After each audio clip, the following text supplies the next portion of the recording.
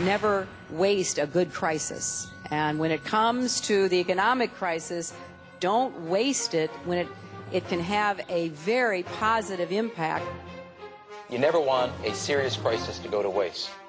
The way we're going to win over the long term is not just militarily. We've got to win over hearts and minds. And what that means is we've got to invest in countries that have no educational infrastructure, have no means for young people to get ahead. We've got to give them a stake in creating the kind of world order that I think all of us would like to see. Stay tuned for politics and religion.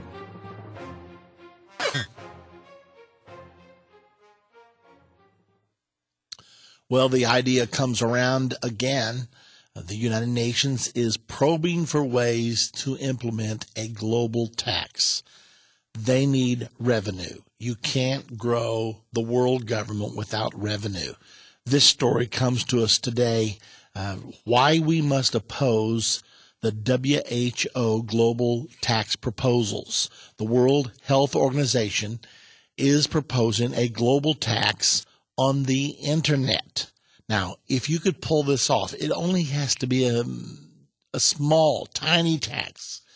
But the activity on the internet is so vast and so large that it actually has the potential for generating huge revenues. If somehow there could be a plan to tax those revenues. Now, the reason I'm talking to you about it today is because the lifeline of world government is a world tax. They need direct taxation in order to be able to do what they really want to do. They receive revenues now in form of an indirect tax.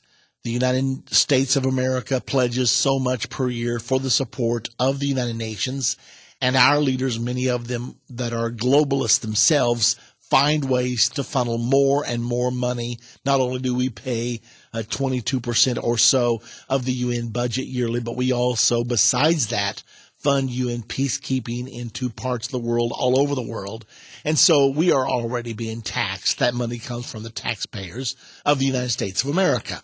But they want to go far beyond that. Not only have they proposed a tax on the internet, they also have proposed a financial transaction tax.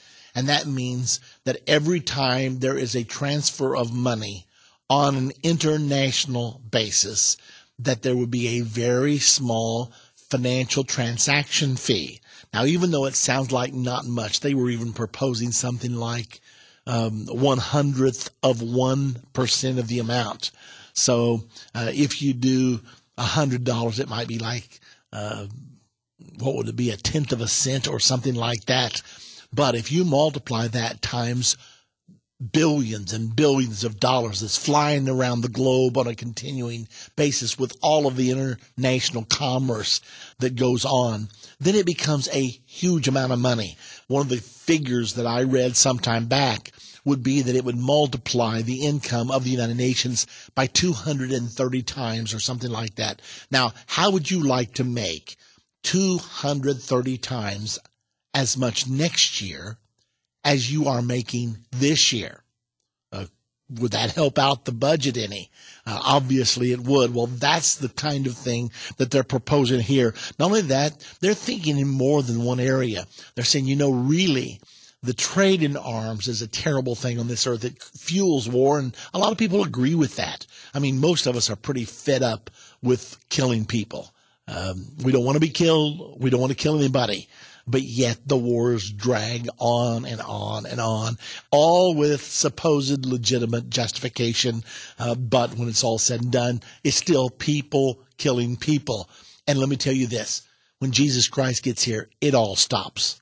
When Jesus Christ comes to this earth, the Bible teaches there will not be one war during his kingdom. For the 1,000-year reign of Jesus Christ, not one war.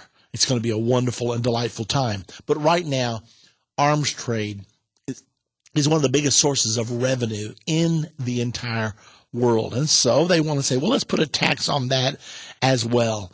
And they're looking for every direction they can because they fully intend to grow global government.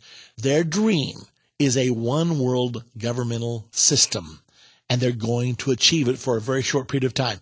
World government is prophesied in the Bible. The Bible says in Daniel chapter number 7 that this world government will devour the whole earth. So the one world government prophesied for the end time, over which the Antichrist and his religious partner, the false prophet, will rule, is all prophesied in the Bible. And this article has everything to do with it, because if you're going to have a world government, you have to have a world tax. Now, don't doubt it. They're building these structures. They're fully planning on a one world government. We now have a world bank. We have a world court. We have a world trade organization. We have a world health organization, and on and on. All of these world structures are being set up right now for one purpose. But they need a global tax, and that's for the purpose of one world government.